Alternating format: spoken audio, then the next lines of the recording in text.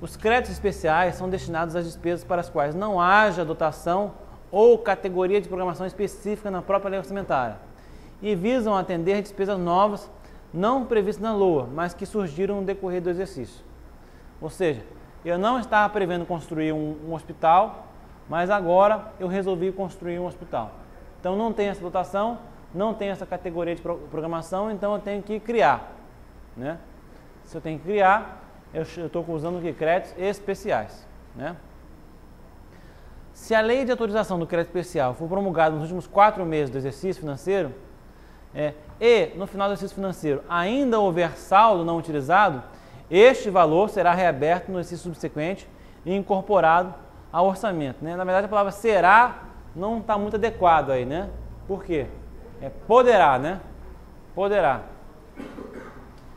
Os examinadores, às vezes, tentam enganar o candidato, né? Afirmando que pode haver reabertura de créditos suplementares, né? Crédito suplementar jamais pode ser reaberto, vocês sabem disso, né?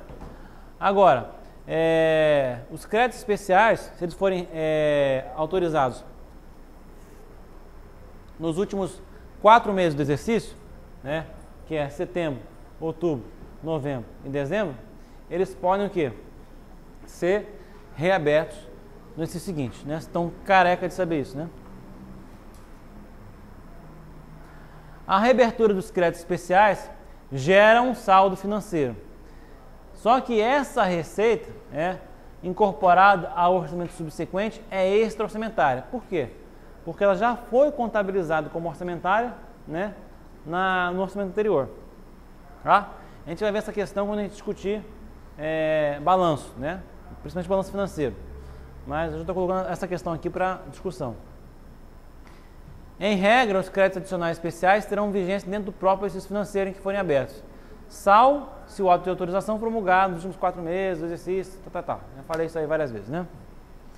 A abertura do crédito especial é realizada por meio de decreto do Poder Executivo, após prévia autorização legislativa em lei especial. Tá? O crédito extraordinário, ele é destinado para aqueles eventos, né, imprevistos, imprevisíveis, que exijam pronta atuação estatal, né?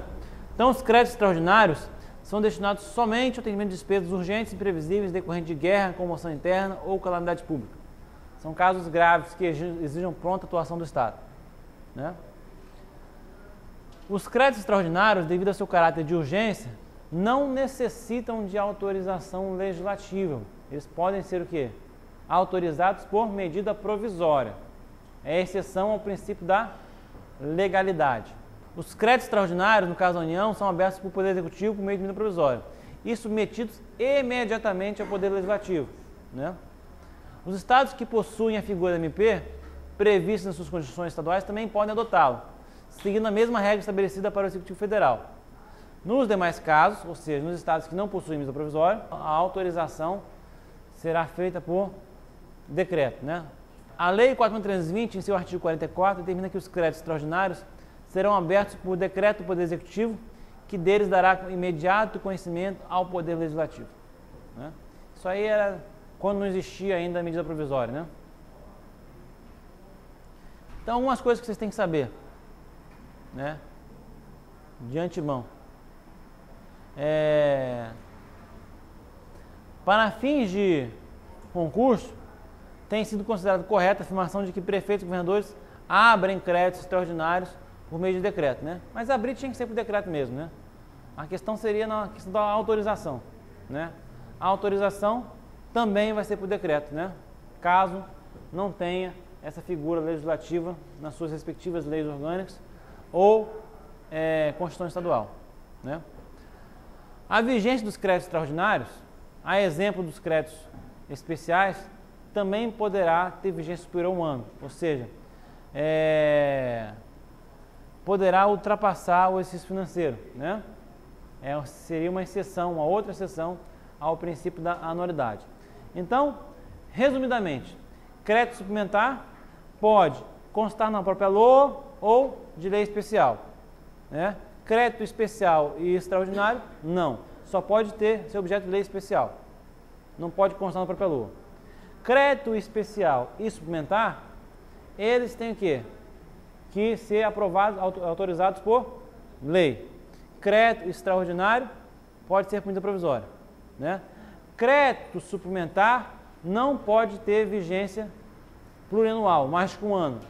Mas os créditos especiais e extraordinários, quando abertos nos últimos 4 meses de exercício, eles são uma exceção ao princípio da anualidade.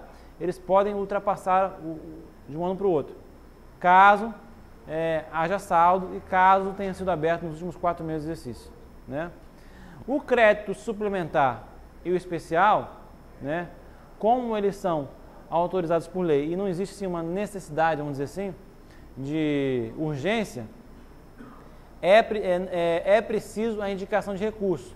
E depois a gente vai ver quais são as fontes de recursos que a gente tem disponível para fazer crédito, né? Porque o crédito não sai de lugar nenhum, tem que vir de algum lugar. No caso de crédito extraordinário, não é necessário a indicação de recurso, porque é da própria situação de emergência, né? Então, ó, crédito suplementar especial é obrigatória a indicação dos recursos, os créditos extraordinários independem da indicação dos recursos, né? Crédito suplementar vigência dentro do ano, créditos especiais extraordinários podem ter vigência plurianual se aberto nos últimos 4 meses de exercício, né? Crédito suplementar pode ser autorizado na LOA ou em lei especial, e esses aqui apenas em lei especial, né? E este é para reforço, o crédito suplementar é para reforço, o especial é para despesas não contempladas e o extraordinário é para despesas imprevistas e urgentes. E o crédito suplementar, ele não pode ser reaberto, o crédito especial e extraordinário podem ser reabertos nos últimos 4 meses. Agora, esse assunto aqui, que é a fonte para abertura de créditos adicionais, é a maior fonte de confusão, né? Por quê? E eu já vou ressaltar logo para vocês não caírem nessa, né? As pessoas têm a tendência de confundir fonte com fonte, né? E faz uma confusão só. Uma coisa é fonte para emenda, ou seja, fonte para aquele projeto de lei, se a emenda é projeto. Então, uma coisa é fonte de recurso para fazer emenda. Emenda é parlamentar. No caso de emenda, só é admitido a anulação de despesa. Lembra disso? No caso de créditos adicionais, você tem o quê? Uma diversidade de fontes. Por quê? Porque a lei já foi aprovada, já está correndo, já está valendo, né? Então, você pode ter outras situações ocorrendo que não puderam ser previstas à época do projeto, né? Então, créditos adicionais têm um leque maior de fontes que pode dispor para abrir. Mas quais são os créditos que precisam de fonte para abrir? Crédito suplementar e especial, tá? Crédito extraordinário não precisa indicar fonte de recurso. Você pode abrir mesmo sem indicar fonte de recurso. Só que tem uma diferença, né? Se você depois, futuramente, tiver excesso de arrecadação, a gente vai ver depois o que é isso, quando você tiver excesso de arrecadação, você tem que deduzir esse valor, né, para abertura de novos créditos, tá? Como se fosse compensar uma coisa com a outra, tá? Já que você não precisa indicar os recursos no crédito extraordinário, quando você tiver excesso de arrecadação, você tem que deduzir esse valor para abertura de novos créditos, tá? Agora, quais são as fontes para abertura de crédito adicional, tá? Eu vou falar aqui agora um pouquinho em grego, mas eu vou traduzindo aos poucos, né? Uma das fontes para abertura de crédito adicional que eu queria começar é esse aqui, ó. Os recursos que em decorrência de veto, emenda ou rejeição do projeto de lei orçamentária anual ficarem sem despesas correspondentes, desde que haja prévia e específica autorização legislativa, né? A gente já viu isso na aula anterior, né? Créditos suplementares e especiais, né? Pode sugar esse recurso que em caso de veto, emenda ou rejeição do projeto de lei tenham ficado sem despesas correspondentes. Por exemplo, o prefeito foi lá e vetou uma despesa, né? Então aquele valor lá ficou sobrando, não tem despesa. Ou então foi feita uma emenda supressora que cancelou uma despesa. Pode ser, pode acontecer, né? Ou então foi rejeitado o projeto de lei, né? Vamos dizer assim, né? Nesse caso, o que acontece? esses valores que ficaram sem despesas correspondentes podem ser utilizados mediante créditos suplementares especiais. Por quê? Créditos suplementares especiais? Porque o extraordinário não precisa indicar recurso. Né? O que mais? Né? Isso aqui é na época ainda de projeto, né? Isso aqui é na época de projeto ainda, né? Vetou, emenda, né? Ou seja, tudo que cancelou lá, que ficou despesa sem recursos correspondentes, você pode usar como crédito, né? Por que você pode usar como crédito? Porque você aprovou a lei, mas na época do projeto cancelaram algumas coisas, então sobrou recurso, tá? A segunda fonte são os resultantes da anulação parcial ou total de dotações orçamentárias, né? Ou seja, você tinha um crédito e você foi lá e cancelou. É o que isso aí? A anulação de despesa. É parecido com o da emenda lá, né? Que você anula a despesa. Esse aqui também você anula a despesa, né? Então é parecido. Então esses dois aqui são parecidos, né? Anulou a despesa, então você tem recurso, então você pode gastar outra coisa. Esses dois aqui são os mais tradicionais, tá? Fontes de crédito. É você cancelar alguma coisa e fazer outra. Seria uma substituição de uma coisa por outra, né? Agora, uma outra fonte é o que a gente chama de excesso de arrecadação, né? O que é o excesso de arrecadação? Quando você aprova a sua lei orçamentária anual, você tem o quê? Uma coluninha lá com as receitas previstas e com as despesas fixadas, né? A diferença entre a receita prevista e a receita e a despesa fixada, a gente chama de superávit orçamentário. Portanto, a diferença entre receita e despesa não é excesso de arrecadação. Muita gente acha que receita menos despesa é excesso de arrecadação. Não é. Excesso de arrecadação é quando o comportamento da receita previsto, né, é menor do que está acontecendo. Ou seja, você está arrecadando mais do que você estava prevendo. Ou seja, excesso de arrecadação nada tem a ver com despesa. É só uma comparação entre receita realizada e receita prevista, tá? Então, receita realizada menos receita prevista, se isso for maior que zero, for um valor positivo, né, você tem o quê? Excesso de arrecadação. E esse excesso não vai ficar flutuando aí pelo mundo, né? Vai poder usar como crédito adicional para poder capturar esses recursos que, à época do projeto, você não tinha previsto, tá? Então, excesso de arrecadação é justamente isso. Se a receita realizada for menor que a receita prevista, aí nós temos insuficiência de arrecadação. Insuficiência de arrecadação não é fonte para crédito adicional, porque está faltando dinheiro, né? O que você vai ter que fazer? Vai ter que fazer limitação de empenho, né? Segundo a LRF, né?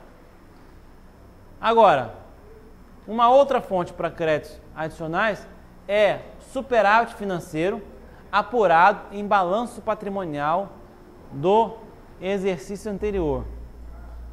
Caramba, hein?